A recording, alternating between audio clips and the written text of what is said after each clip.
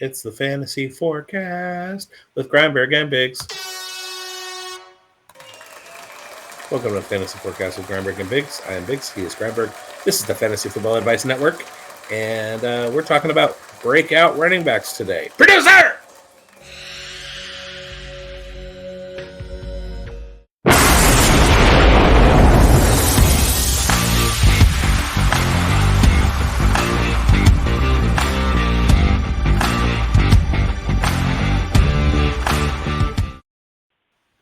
Welcome to the Fantasy Forecast with the Grindberg and Biggs. If you've made it this far, go ahead and like the video.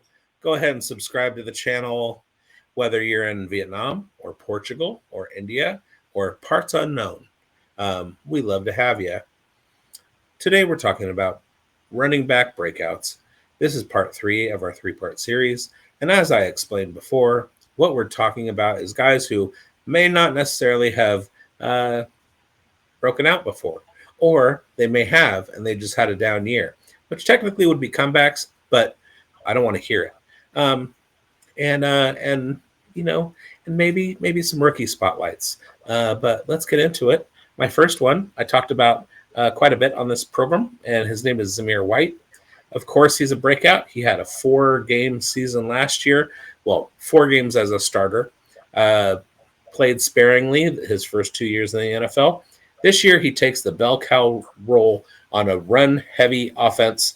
The team, the Las Vegas Raiders, have decided or have expressed that they intend to give him the ball 20 to 25 times per game, which is exactly what I've been marking as what his average was last year, about 21 runs per game, and 4.2 yards per carry is what he was at last year. They upgraded the offensive line, which means that number might even go higher. And if he were to average 4.2 yards per carry for 21 carries per game over the course of 17 games, that would result in a 1,700-yard season and him leading the NFL in rushing yards, which Josh Jacobs did in 2022, so it's not out of the question. My number 2 is Javonte Williams. Javonte Williams has been on the precipice of absolute fantasy stardom for the last 3 or 4 years. He's never been able to put it fully together and be the RB1 for a season. He seems to have dealt with his injury. He had some pretty good games last year. They have a different quarterback situation. They have a different wide receiver room situation, especially with the uncertainty of Courtland Sutton at this point. But if Javonte Williams is going to plant his flag, it's going to be this season, and I think it happens. He's going to be my breakout. My number 1 spotlight is going to be shared after we get through a couple of mics. Yeah, and I think Javonte Williams has got that potential. We're not 2 years removed from him being a dynasty RB, top 5 pick, and that's incredible to see. He's got all the talent.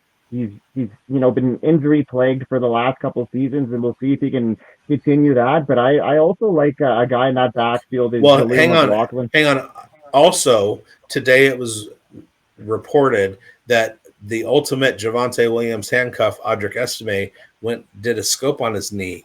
So if you have, like me, drafted Audric Estime in hopes that you're just waiting for that Javonte Williams injury, that strategy might not be the way that we expected. Anyway, Trey Benson, go.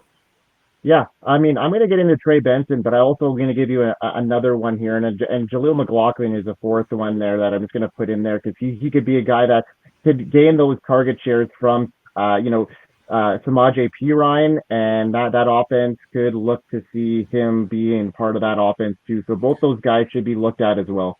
I would agree with you, except for the fact that he's 5'1" and a UDFA from a tier 3 school. Right. Other than that, his missed 4th tackles per attempt is right next. The guy can elude, so we'll see. What happens. I know he's elusive and fast and all that stuff. He just doesn't profile to be durable enough to last. But sorry, go ahead. All right, so my first guy that I'm looking at, and that is Trey Benson, because James Conner was one of my faves headed into this year, and that a big reason is because of the Cardinals investing in significant draft capital on a running back named Trey Benson. As a runner, Benson is a load, a true power horse back who drives over defenders. He has got burst through tackles. He's got strength, power, physicality, and don't forget he can be a force in the passing game too, which is understated. People have been comparing him to the next David Johnson, which would be awesome to see. With all that said, I see him earning a role out of the gate with this squad. And if Connor were to miss any time, folks, Trey Benson would jump right into a workhorse back role with the Cardinals. Trey Benson is poised for a breakout season in 2024. And I have another rookie as well that we're going to talk about. And I've been talking nonstop about Kamani Vidal.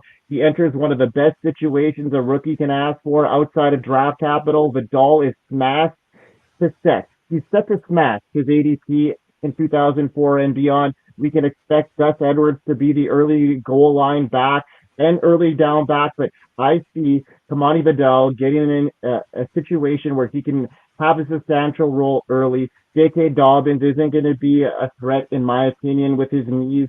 I'm comfortable reaching for him in fantasy draft. I just think that Kamani Vidal is a guy that you should be really, really invested in. I can see him seeing the field early and often, and being a guy that could just take that opportunity and roll with it, kind of like a James Robinson kind of situation.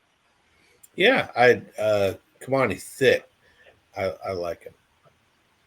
Okay, so let's get into your number one guy, My Dave. number Who is it? one. Who's my number one, Mike? I'm gonna say it is okay. I'm gonna It, give everybody a hint. It's a rookie, Jonathan another Brooks. rookie. Oh, geez, these rookies are just dominating. Jonathan Brooks. Jonathan Brooks. It's my number one breakout. I said on the show last time when we were doing running backs, and I faded Chuba. Jonathan Brooks is going to take that job and run with it. Pun intended. Last year at Texas, he had 1,139 yards rushing. That was the 14th most in Texas program history. That was on 187 carries. Mike, are you good at math? Do you know what that averages out to? 6.1 No. yards per carry. Not too shabby, especially in the SEC. And 10 touchdowns on top of that. He was a 2023 Doak Walker Award semifinalist. That means he didn't win. He didn't even make the finals, but he was close. Named a 2023 finalist for the Earl Campbell Tyler Rose Award. Jonathan Brooks is the number one talent running back in this class because Travion Henderson decided not to come out. And he is going to show it in Carolina. He's my breakout. Yeah, I've actually moved him up in my dynasty rankings as my. It's crazy to say that I'm going to say it for a dynasty show, but he's in the top 10, and that's pretty bold considering he's coming off an ACL injury and he hasn't even seen the field. So I'm really high on his talent, and I just think his situation is of optimal situation where, especially in the second half of the season, I said it before on this show that I think Jonathan Brooks can be a league winner in the second half. So let's go, Jonathan Brooks. Now, my number one guy as a riser, and to quote the Bigs, my buddy Biggs here, I ain't worried about Tajay Spears because of Tony Pollard, and I tend to agree with my good friend. In 2022, Spears rushed 229 times for 1,500 yards and 19 touchdowns. Caught 22 passes for 256 yards and two more scores. His 6.9 yards per carry scored him in the 91st percentile amongst all of the prospects in the 2023 class. There were teams that were off of Spears because of, he doesn't have an ACL apparently. Nonetheless, the Titans selected him at number 81 overall in the third round, and he actually carved himself out a role alongside Derrick Henry, which no one has ever been able to do that in the past. in his rookie season, he carried the ball 100 times. He had 453 yards and 2 touchdowns. He caught 52 passes on 70 targets for almost 400 yards and another touchdown. He just registered a 52% snap share, and I think that's going to go up this year.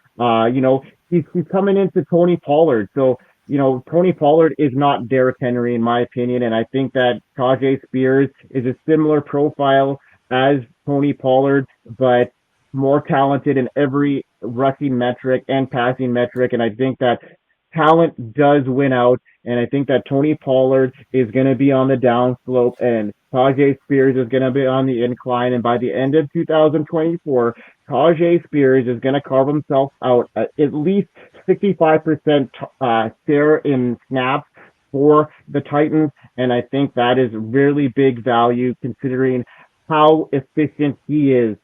He is my clear RB1 on that team, and I'm saying that boldly. Take it for what you will. They are going to use Tajay Spears. He's going to emerge because of his talent, and not the ideal situation having them bring in Tony Pollard, but, it's no worse than him being in a backfield with, Derrick Henry. So Tajay Spears is going to carve himself out, and I ain't afraid of no Tony Pollard.